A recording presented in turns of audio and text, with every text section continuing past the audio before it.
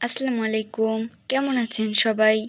আজ নিয়ে আসলাম আপনাদের জন্য একটি ডেজার্ট রেসিপি। প্রথমে একটি প্যানে পরিমাণ মতো ঘি দিয়ে দেব। এখন ঘিতে বিভিন্ন ধরনের বাদাম কুচি ও কিশমিশ দিয়ে দেব। ভালো করে নেড়েচেড়ে ভেজে নেব।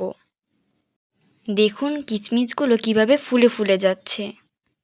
ভাজা কিশমিশগুলো ছোট ছোট মিষ্টির মতো মনে হচ্ছে। ভাজা বাদাম ও কিশমিশগুলো তুলে নেব। ওই প্যানে এখন পরিমাণ মতো সুজি ভেজে নেব। সুজি ভাজার সময় বারবার নাড়বেন, দেখবেন যেন পুড়ে না যায়। পুড়ে গেলে বা লেগে গেলে তেতো লাগবে, তাই বারবার নাড়তে থাকবেন। সুজি ভাজার সময় চমৎকার একটি ঘ্রাণ আসে। আর হ্যাঁ, অবশ্যই সুজিটা কম আঁচে ভাজতে হবে, নয়তো এটা লেগে যেতে যাবে, তাই বারবার নাড়তে হবে। একটা পারফেক্ট কালার না আসা পর্যন্ত সুজিটা ভেজে নেব। এটা একটু সময় সাপেক্ষ। মজাদার ডেজার্ট আইটেম খেতে এইটুকু কষ্ট করতেই হবে। আমার এখন সুজিটা ভাজা হয়ে গেছে। সুজিটা নামিয়ে নেব। পরিমাণ মতো গরম দুধ নিয়ে নেব, তার মধ্যে সুজিটা ঢেলে দেব। ভালো করে নেড়েচেড়ে দুধ ও সুজিটাকে মিশিয়ে নেব। তারপর দুধ আর সুজিটাকে কিছুক্ষণ রেখে দেব।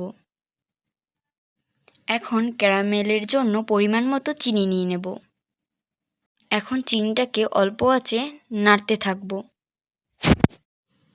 চিনি গলা পর্যন্ত নাড়তে থাকব। বেশি আঁচে ক্যারামেল পুড়ে যায়, তার জন্য তিতা লাগে। চিনিটা আস্তে আস্তে গলে যাচ্ছে। ক্যারামেলের সুন্দর একটি কালার আসতে আছে। এটিকে অনবরত নাড়তে হবে। দেখুন খুব সুন্দর লাগছে। দেখুন আমার ক্যারামেল হয়ে গেছে। এখন আমি ক্যারামেলে পানি দিয়ে দেব। এখন দুধে মেশানো সুজিটা দিয়ে দেব। সম্পূর্ণটা আস্তে আস্তে দিয়ে দেব।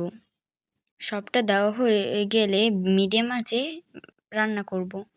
এখন দিয়ে দেব দারুচিনি, এলাচ, তেজপাতা। এটি গরম হয়ে গেলে বারবার নাড়তে থাকব। সুজিটা যেন প্যানে না লেগে যায়, তার জন্য অনবরত নাড়তে থাকব। আস্তে আস্তে পানিটা শুকিয়ে আসবে। পানিটা একদম শুকিয়ে আসছে। এখন আরও ভালোভাবে নাড়তে হবে, নয়তো নিচে লেগে যেতে যাবে।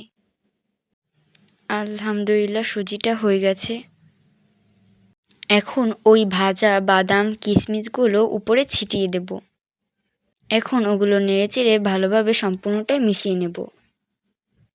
সম্পূর্ণ রান্নাটা হয়ে গেছে। এখন নামিয়ে পরিবেশন করব। এভাবে সুজির হালুয়া বাসায় ট্রাই করে দেখবেন। এই ডেজার্ট আইটেমটা খুবই সুস্বাদু। একবার খেলে মুখে লেগে থাকবে। এই ডেজার্টটা আপনি যখন খুশি তখন বানিয়ে খেতে পারবেন। এখন পরিবেশনের জন্য আবার উপরে ভাজা কিশমিশ ও বাদাম দিয়ে দেব। দেখুন কি সুন্দর লাগছে। এভাবে হালুয়া তৈরি করে খেয়ে অবশ্যই কমেন্টে জানাবেন।